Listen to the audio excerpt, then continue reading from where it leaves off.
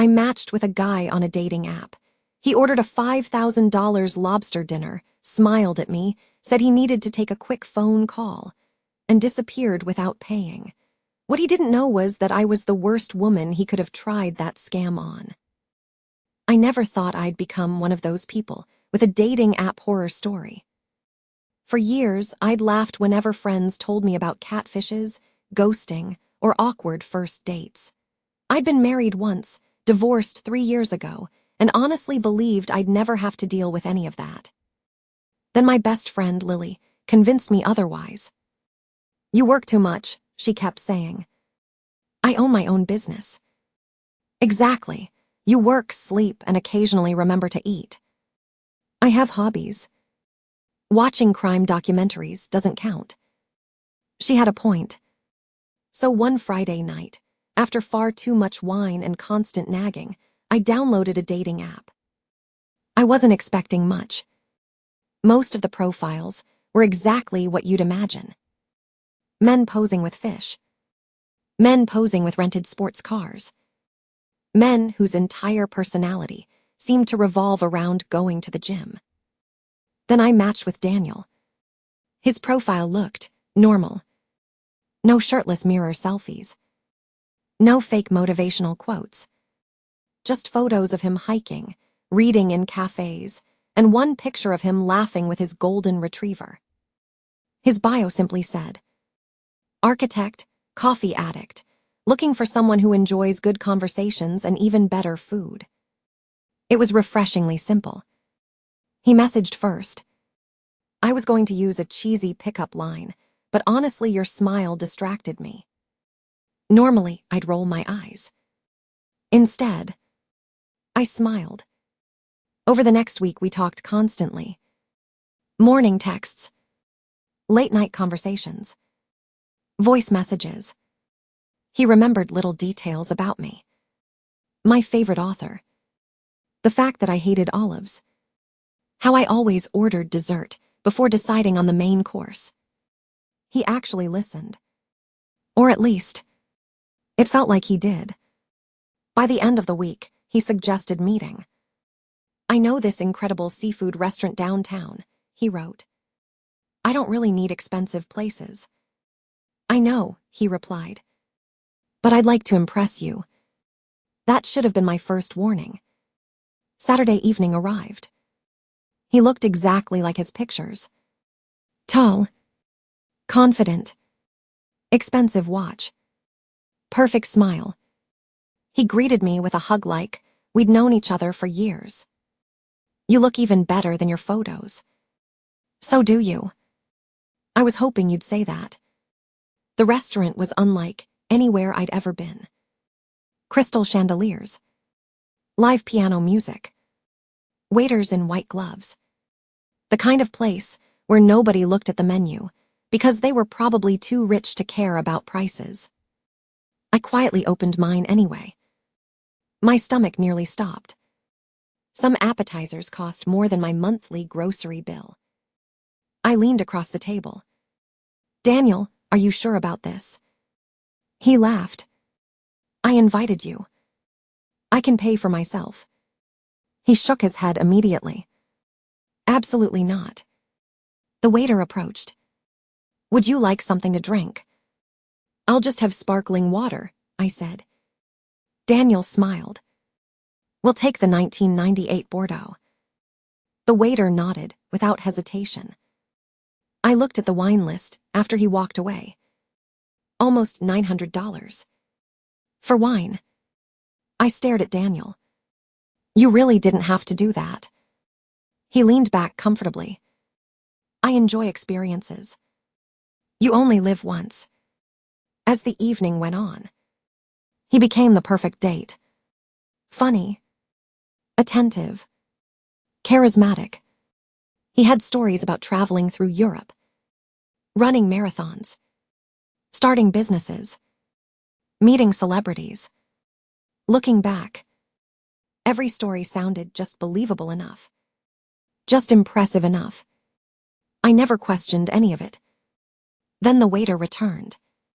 "Are you ready to order?" I hadn't even decided yet. The menu was intimidating. Daniel closed it without looking. "I'll have your imperial blue lobster." The waiter smiled politely. "Excellent choice. And bring the premium caviar tasting." He pointed at me. "And she'll have the same." I interrupted immediately. "Oh no, that's okay. I was actually thinking about the salmon." Daniel laughed. "Nonsense. It's our first date. We're celebrating. I don't need." I insist. The waiter looked between us awkwardly. I finally sighed. "Fine." He scribbled everything down. Then Daniel added one more thing. "And bring your chef's special dessert selection." "Of course, sir." As the waiter disappeared, I noticed something strange. The couple sitting behind Daniel exchanged a quick glance. The older waiter, standing near the bar, looked over at our table, then quietly looked away. At the time, I thought absolutely nothing of it. If only I had known what was about to happen. The waiter hadn't even walked 10 feet before Daniel smiled at me. "So, tell me something nobody else knows about you." I laughed. "That's a dangerous question for a first date." I like dangerous. That line should have sounded arrogant. Instead, somehow it sounded charming. For the next 30 minutes, we talked about everything. Travel, music, family. He had an answer for everything. Whenever I mentioned something, he'd somehow experienced it too. "Oh, you've been to Italy." 3 times. "You scuba dive." "Certified." "You ski." "Every winter." "You've read that book." "It's one of my favorites." Looking back, he wasn't sharing stories. He was mirroring mine. At the time, I thought we'd found an unbelievable connection. Now I realize he was simply telling me exactly what I wanted to hear. The food arrived. And it was ridiculous. 2 waiters carried out a massive silver platter with what looked like the biggest lobster I'd ever seen.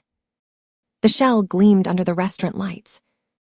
Steam rose from the butter sauce.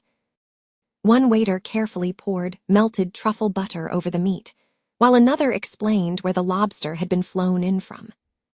People at nearby tables actually turned to watch. I leaned toward Daniel. "How much does this thing cost?" He smiled. "Don't ruin the surprise." I wasn't joking. "Neither am I." Then came the caviar. Not one plate. 3 different kinds. Served with tiny gold spoons. Champagne arrived next. I thought we already ordered wine. We did. So why champagne? Because life is short. The bill in my head kept climbing. 1,000. 2,000. $3,000. I started feeling uncomfortable. "I really don't think we need all this." Daniel waved his hand. "It's only money." Easy for him to say. Every few minutes, another waiter appeared. Fresh oysters.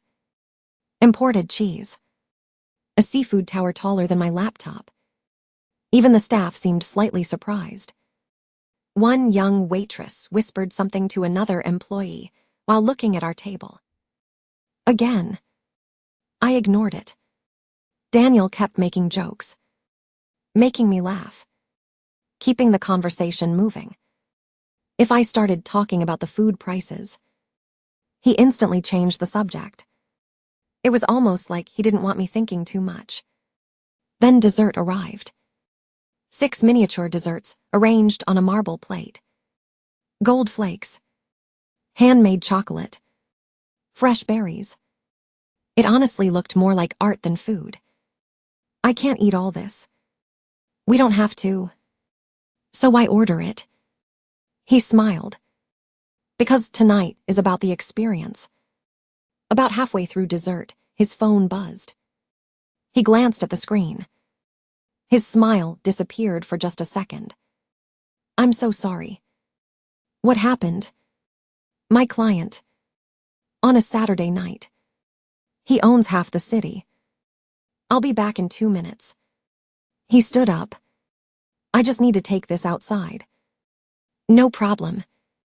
He leaned down. I promise I won't leave you alone for long. Then he walked toward the entrance. I watched him step outside. Still talking on the phone. I took another bite of dessert. Checked my own messages. Answered Lily. Lily, so, is he cute? Me, annoyingly perfect. Lily, marry him. I laughed to myself. 5 minutes passed. Then 10. I looked toward the entrance. No Daniel. Maybe the call was important. 15 minutes. The waiter approached. Is everything all right, ma'am? I think he's still on the phone. The waiter gave a polite smile. Of course. 20 minutes. Now even I started getting worried. I texted him. Everything okay? Read. No reply. I called. Straight to voicemail. That was strange. Maybe his battery died. I waited another 5 minutes. Finally, I stood up. I'll just check outside. The hostess looked confused. I don't think your guest is outside anymore. What do you mean? I saw him leave. I blinked. Leave where? She hesitated. He walked down the street. My stomach dropped. No, you must have seen someone else. I'm sorry. I'm fairly certain it was him. No. I practically ran outside. The sidewalk was crowded. Cars passed. People laughed outside nearby bars. Daniel was gone. Completely gone. I called again. Voicemail. Again. Voicemail. Then I opened the dating app. User unavailable. My heart sank. He had unmatched me. Blocked my number. Deleted every way I had to contact him. I slowly walked back inside. The restaurant suddenly felt much quieter. The manager was already walking toward me. He wasn't smiling anymore. Ma'am, there seems to be a problem. Before I could answer, a waiter carefully placed a black leather check presenter on the table. I opened it. My hands instantly went cold. Total, $5,184.67. I stared at the number for several seconds, certain I had read it wrong. I hadn't.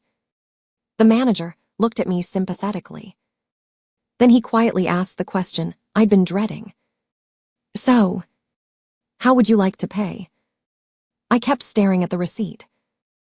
$5,184.67. There had to be a mistake. There has to be a mistake, I finally whispered. The manager sighed. I wish there was. I don't even know him. I met him 8 days ago. The manager studied my face for a few seconds. Then he slowly pulled out a chair. Please. Sit down. His tone changed completely. It wasn't angry anymore. It sounded concerned. I sat down because my legs suddenly didn't feel strong enough to hold me. I'm so sorry, I said. I swear I wasn't trying to scam anyone. I believe you. That surprised me. You do. He nodded. You're not the first. I blinked. What? He looked toward the hostess to make sure nobody was listening. We've seen this before. My heartbeat sped up. What do you mean? The same man. I felt like someone had punched me. You know Daniel. The manager frowned. Daniel. He shook his head. He introduced himself here as Michael. I froze. And what? About 4 months ago. He brought another woman. Ordered expensive seafood. Excused himself for a phone call. Never came back. Every word made my stomach sink lower. I don't understand. He used a different name. We think so. Security footage showed him arriving in different cars every time. Different clothes. Different watches. But always the same face. I could barely breathe. So, this has happened before. He nodded. Several times. Why hasn't anyone stopped him? We've tried. He always disappears. He never comes back to the same restaurant twice. I rubbed my forehead. This can't be real. I thought exactly the same thing the first time. The manager disappeared into his office. A minute later, he returned carrying a tablet. I probably shouldn't show you this, but I think you deserve to know. He turned the screen toward me. Security footage. Different dates. Different women. Same smile. Same confident walk. Same expensive suit. Same fake charm. There he was. Laughing. Opening doors. Pulling out chairs. Looking exactly the way he'd looked at me. The footage switched. Another restaurant. Another woman. Another enormous seafood platter. Then, he stood up, pretended to answer his phone, walked outside, never came back. The woman sat there smiling, completely unaware. Just like I had. I swallowed hard. How many? The manager hesitated. We know of at least 9. 9 women. At least. I couldn't believe it. He does this for free meals. The manager shook his head. No. He doesn't even eat much. That made even less sense. What? He orders the most expensive items. Takes pictures. Posts them. I stared at him. Posts them. The manager opened another screen. Instagram. Private account. Luxury restaurants. Champagne. Caviar. Lobsters. Fancy captions. Living the dream. Only the best. Know your worth. Thousands of followers. Hundreds of comments. People actually admired him. He builds an image, the manager explained. Women see the lifestyle. They assume he's wealthy. They trust him. So the restaurants become props. Exactly. Everything suddenly clicked. The expensive watch. The endless stories. The confidence. It wasn't about dinner. It was advertising. He was using women to build the illusion that he lived like a millionaire. I looked back at the receipt. So, what happens now? The manager leaned back. Normally, we'd ask for payment. My heart sank again. But I honestly don't think you're responsible. Relief washed over me. You mean? We're writing this one off. I stared at him. You do that? We have insurance for situations like this. I'd rather lose $5,000 than punish another victim. For the first time all evening, I almost cried. Thank you. He smiled kindly. One condition. What? If you remember anything. Anything at all. I'd like to know. I will. As I gathered my purse, the hostess suddenly walked over. Excuse me. She held out a folded napkin. Our bartender found this under your date's chair. I unfolded it. It wasn't a receipt. It wasn't a phone number. It was a handwritten note. 3 words. See you soon. No signature. No explanation. Just those 3 words. A chill ran down my spine. The manager looked over my shoulder. His face immediately changed. I've seen that before. What? The last victim, He left her one too. I slowly looked up. What kind of person does something like this? The manager didn't answer right away. Instead, he quietly said something that made every hair on my arms stand up. I don't think he's stealing dinners anymore. I think he enjoys watching what happens afterward. And somehow, that thought terrified me far more than the $5,000 bill ever could. I didn't sleep that night. Every time I closed my eyes, I saw Daniel smiling across the table, raising his wine glass as if nothing had happened. Except now, I knew that smile wasn't for me. It had never been for me. By sunrise, I had made a decision.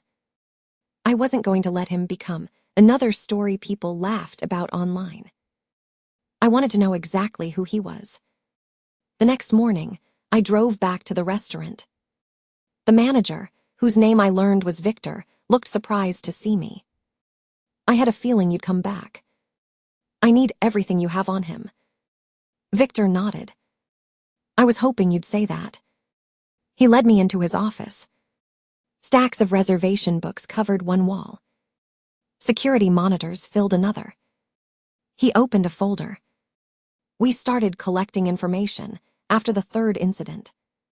Inside were copies of reservation confirmations. Fake names. Different phone numbers. Different email addresses. Different credit cards that had all been declined before the reservations were canceled. But the same face, Victor said. Every single time. He slid several printed photos across the desk. There was Daniel. Or Michael. Or whatever his real name was. In one picture, he wore glasses. In another, he had a beard. Different hairstyles. Different clothes. But it was unmistakably him. How many restaurants? Victor sighed.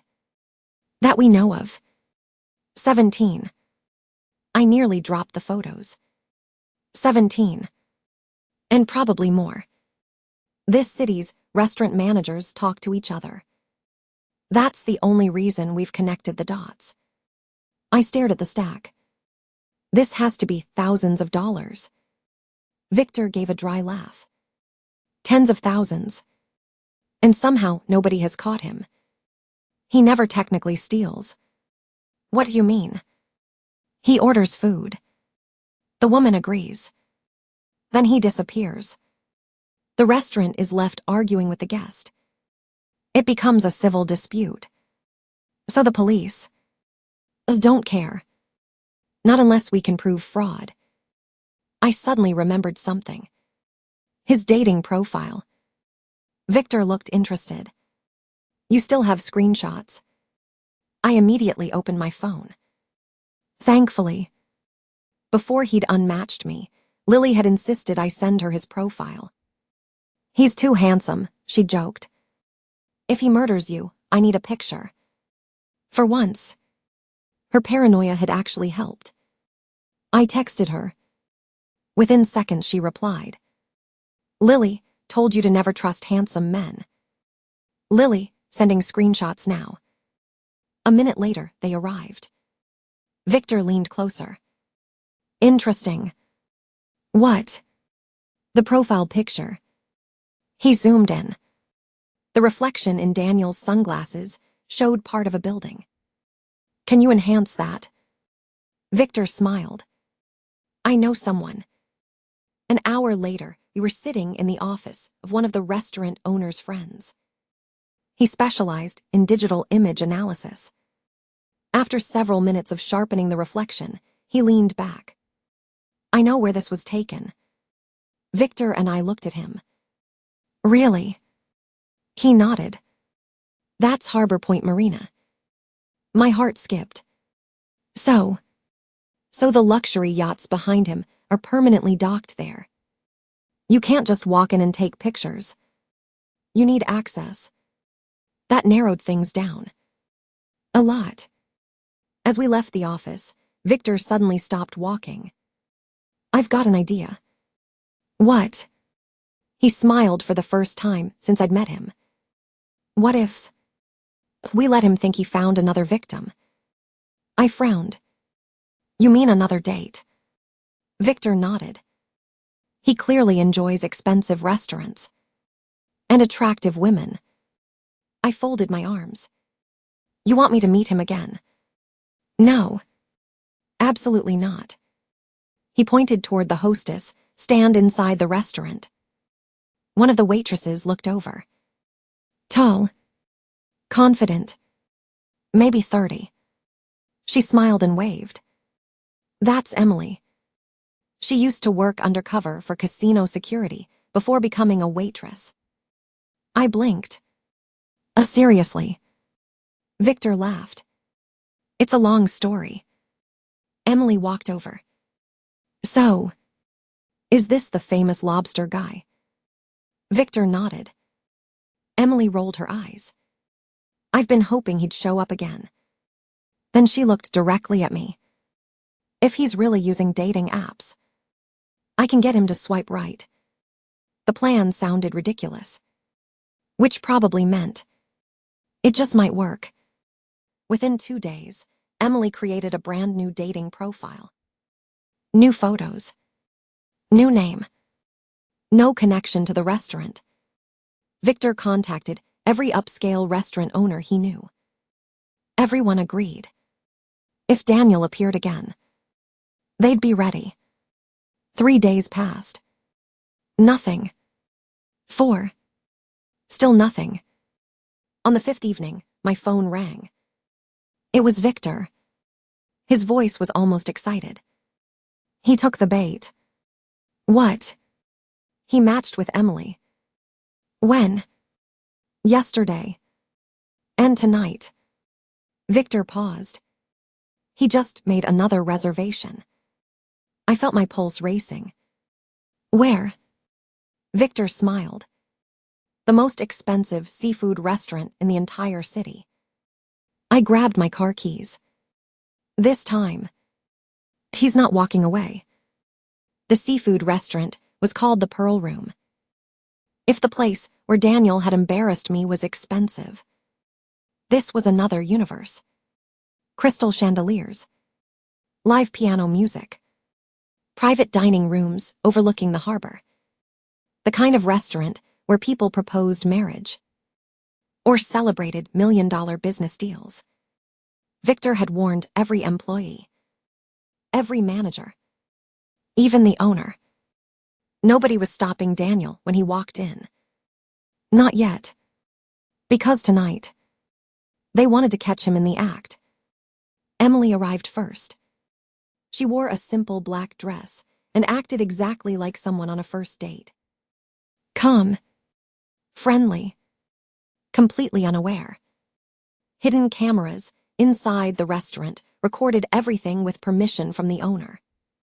Victor and I watched from the security office upstairs.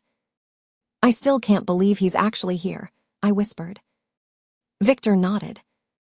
He thinks he's smarter than everyone. 5 minutes later, Daniel walked in. Same confident smile. Different expensive suit. A fresh haircut. He kissed Emily on the cheek like they already knew each other. He hasn't changed at all, I muttered. Emily smiled naturally. It's so nice finally meeting you. The pleasure is mine. His charm was unbelievable. If I hadn't already known who he really was, I probably would have believed every word. The waiter handed them menus. Daniel barely looked. I already know what I want. Of course he did. He ordered another bottle of premium wine. Imported oysters. King crab. Japanese A5 Wagyu. The largest lobster available. A seafood tower. Desserts before dinner. Even the waiter looked surprised. Victor crossed his arms. He's trying to impress her. No. I replied. He's trying to inflate the bill. An hour later, the total had already passed $6,800. Daniel laughed. Told stories. Complimented Emily constantly. She played her role perfectly. "So what do you do?" she asked.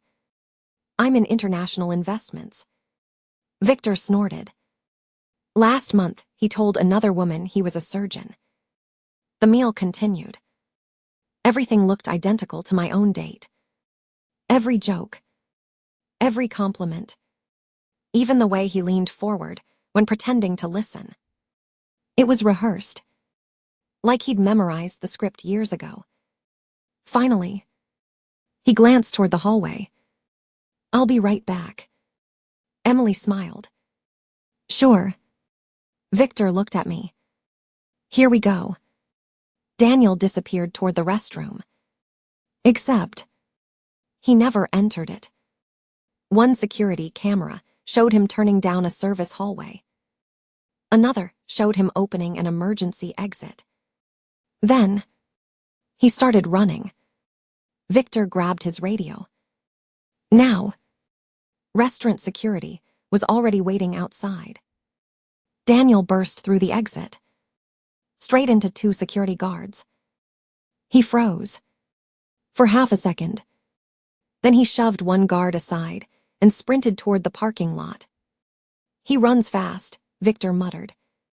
Daniel reached a black SUV, jumped inside, started the engine. The tires screamed. He shot out of the parking lot. Victor was already calling the police. This is him, the serial restaurant scammer. Meanwhile, I ran outside. I watched the SUV disappear onto the main road. For a moment, I thought he'd escaped again. Then, blue lights flashed in the distance. One police car. Then another. Apparently, several restaurant owners had already filed reports over the years. Daniel's vehicle had been added to an internal watch list after Victor shared the reservation details earlier that afternoon. The chase lasted less than 5 minutes. His SUV turned into a dead-end marina road. Police boxed him in. Victor and I arrived just as officers pulled him from the driver's seat. He wasn't smiling anymore. He looked furious. As one officer searched the vehicle, another called over his partner. "You need to see this." The trunk opened. Inside, there weren't stolen wallets or cash. Instead, there were dozens of expensive shopping bags, designer watches, luxury handbags, jewelry boxes, still sealed, all with different receipts, different names, different stores. Victor frowned. "That's strange." One detective picked up a notebook lying beside the bags. His expression changed immediately. "What is it?" He slowly flipped through the pages. Every page contained a woman's name. A dating profile. Age. Occupation. Favorite restaurant. Estimated income. Notes like, "Pays without arguing." "Too suspicious." "Good target for luxury places." "Can probably manipulate for another date."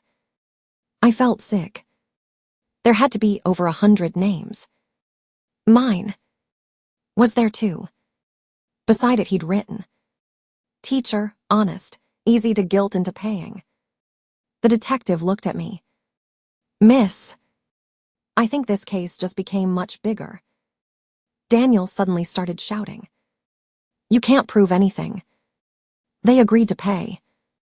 They chose to stay. They're adults." Then another officer stepped forward holding a small evidence bag.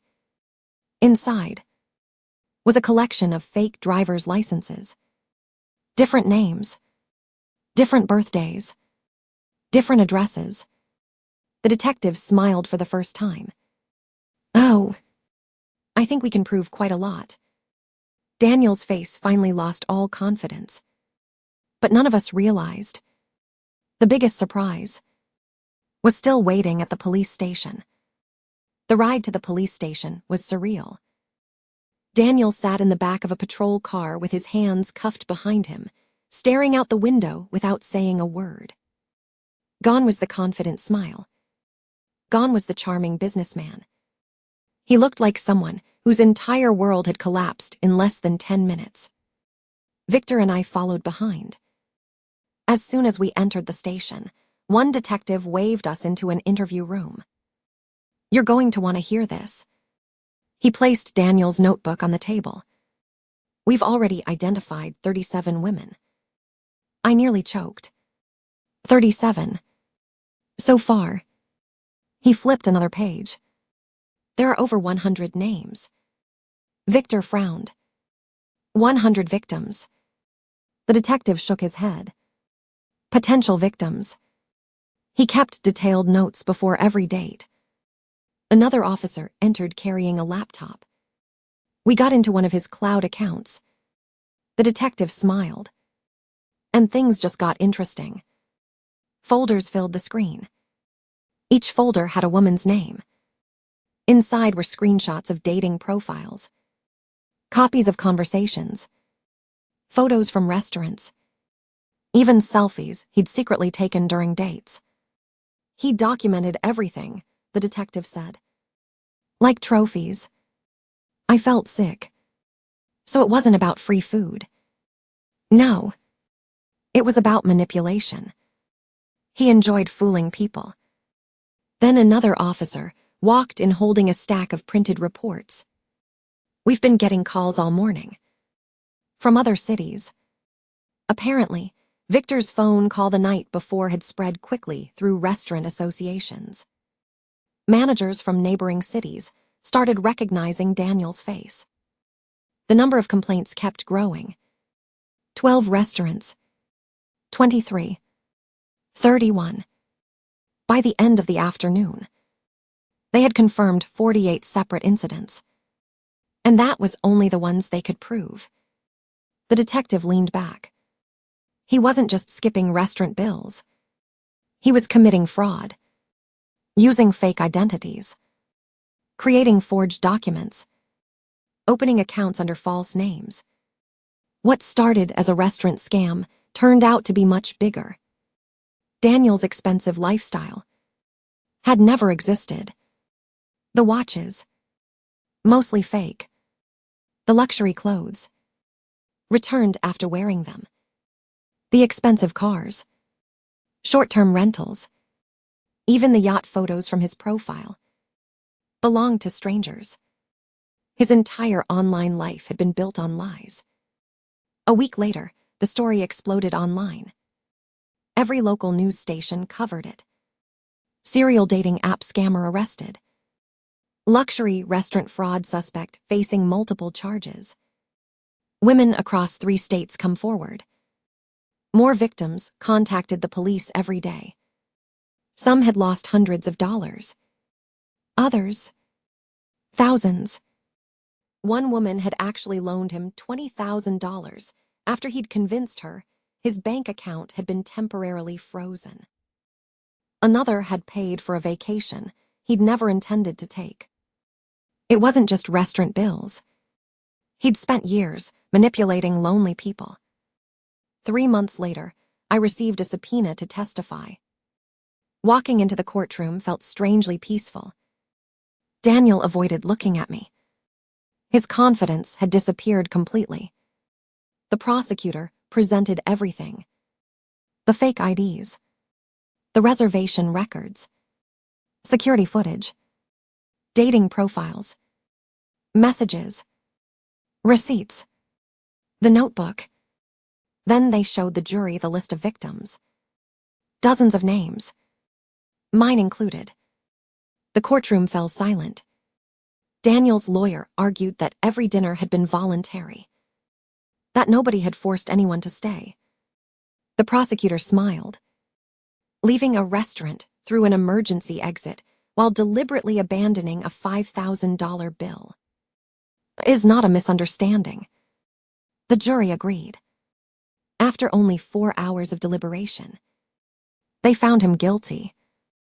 Multiple counts of fraud, identity theft, forgery, obtaining services by deception. He was sentenced to several years in prison and ordered to pay restitution to the victims and restaurants.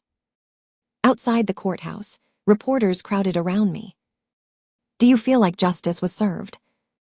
I thought for a moment, then answered honestly, "I don't care about revenge. I care that nobody else has to sit where I sat that night." Victor eventually invited me back to the restaurant. This time, not as a customer caught in a nightmare. As a guest. Dinner was on the house. "No lobster," he joked. We both laughed. For the first time since all this had started. It felt genuine. A few months later, Lily convinced me to reinstall the dating app. You can't let one idiot ruin dating forever. I know. So, what's your new rule? I smiled. If someone orders a $5,000 lobster on the first date, I'm leaving before the appetizer. She laughed so hard people turned around to stare at us. Honestly, the money wasn't what stayed with me. It was how easily someone could fake an entire life if you only saw the version they wanted you to see. Now I trust actions more than words. Consistency more than charm. And if a date ever says, "I'll just take a quick phone call," I'm going with them. Just in case.